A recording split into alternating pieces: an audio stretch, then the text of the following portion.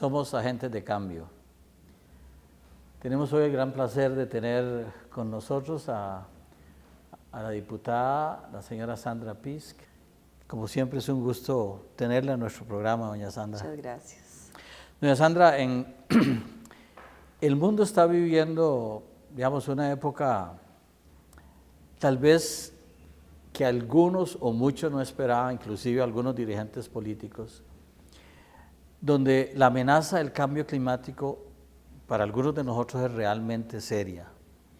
Seria desde el punto de vista de que, por ejemplo, el año pasado llegamos a tener 400 partes por millón de CO2 en la atmósfera, algo que en la historia de los 800,000 años que se tiene de récords que lo han sacado de las capas de hielo de los polos, nunca hemos tenido más de 283 partes por millón en la atmósfera. Hemos visto cómo el clima ha cambiado, los fenómenos naturales. Solo por decirle algo, bueno, este enero y febrero llovió y entonces si las flores del café estaban ahí, se cayeron, perdemos la cosecha de café o perdemos otros cultivos, entonces afecta la agricultura, afecta lo que llamamos desastres naturales que no son tan naturales, y usted sabe más que yo de eso, afectan a la gente más pobre y nos causa una pérdida millonaria en infraestructura, en vidas humanas que no se recuperan. Yo personalmente, doña Sandra, siento como que toda esta cosa de cambio climático queda fuera hasta, no sé si en los debates políticos o yo no sé si en la asamblea, pero aunque Costa Rica es uno de los países líderes, mi impresión es que estamos aún débiles en eso.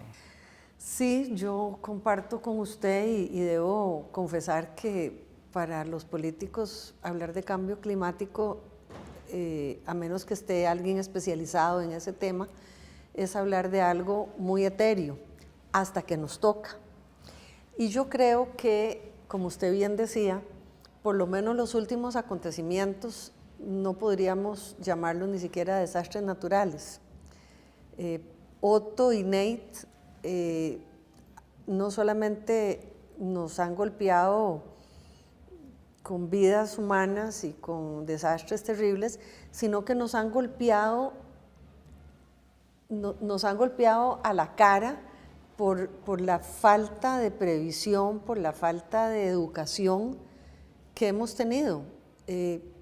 Basureros, corrupción, compras, construcciones en lugares frágiles.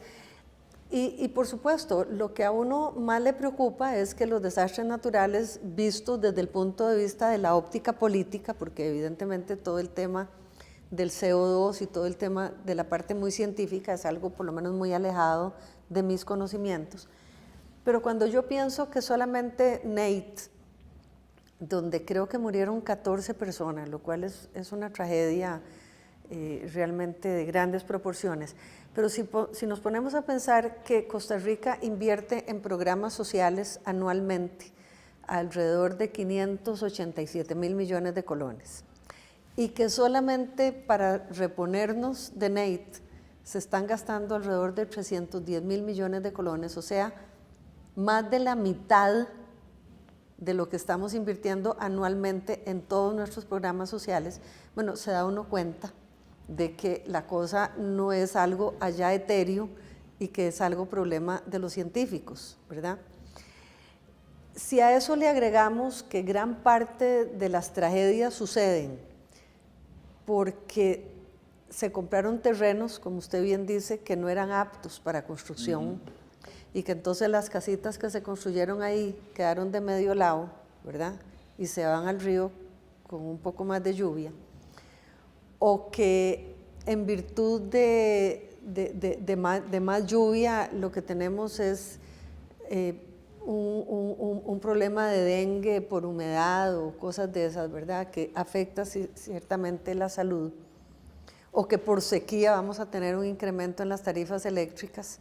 Entonces ya ahí no estamos hablando de problemas que están allá en la estratosfera y que son problemas de científicos. No, no, son problemas del quehacer diario sobre el cual nosotros como políticos ya tenemos que ver las cosas evidentemente más aterrizadas. Es que no es un tema estrictamente científico, eso es un tema estrictamente social y estrictamente político, en el tanto a quienes más afecta es a las personas más pobres, porque un huracán que pasa por, qué sé yo, por New Orleans o por Miami, no es igual que un huracán que pasa por Haití. Lo mismo que un huracán o una tormenta que pasa por San José es igual que la que afecta a Upala o a las regiones montañosas allá en Guanacaste.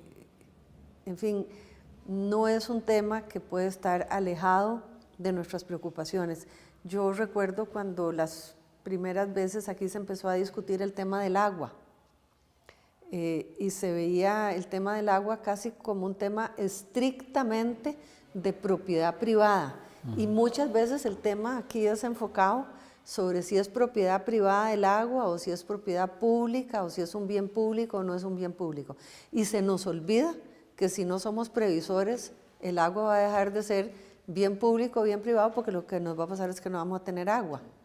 Entonces, claro que es un tema que tiene que ser de interés de nuestras discusiones políticas de primer orden, especialmente en los últimos años. Y es algo que Costa Rica ha tenido un liderazgo, afortunadamente, y espero que lo sigamos teniendo en el futuro. Y la decisión política es muy importante. Yo creo que las decisiones políticas son las que más ayudan que se muevan las cosas, porque tienen el respaldo gubernamental, a veces algunos recursos, pero también la gente sabe que por ahí tenemos que ir.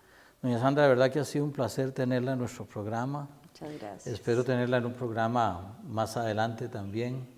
Y le deseo lo mejor a usted y muchas gracias por su trabajo en la Asamblea como persona que ha participado en la política y que le ha traído muchas cosas buenas al país. Muchas gracias. Muchísimas gracias. Gracias a usted.